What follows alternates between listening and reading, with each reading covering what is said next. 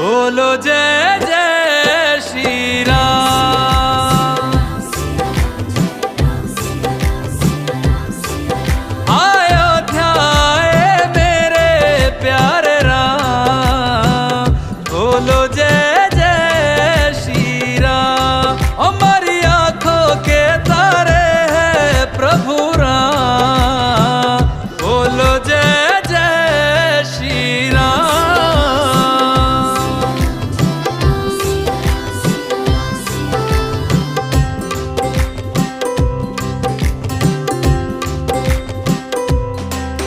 युग राम राज का आ गया शुभ दिन ये आज का, आ गया हुई जीत सनातन धर्म की, घर घर भगवा लहरा गया। जागा है अवध का भाग जी, गूंजा है विजय का। গুরুর কৃপা হয়েছে, ভগবানের কৃপা হয়েছে, ভক্তের কৃপা হয়েছে বাবা, কিন্তু নিজের কৃপা হয়নি। এই নিজের কৃপাটা যেদিন নিজে বুঝতে পারবো যে নিজেই নিজের কৃপাটা হলো কি, সেদিন বাবা আমরা জানতে পারবো, মানতে পারবো।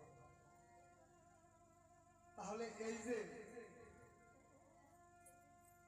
আমাদের এই যে ভোর 5টা হইতে শুরু করে বাবা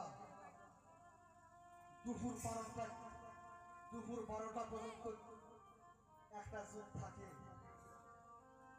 দুপুর 12টা থেকে 4টা পর্যন্ত আর একটা যুগ থাকে।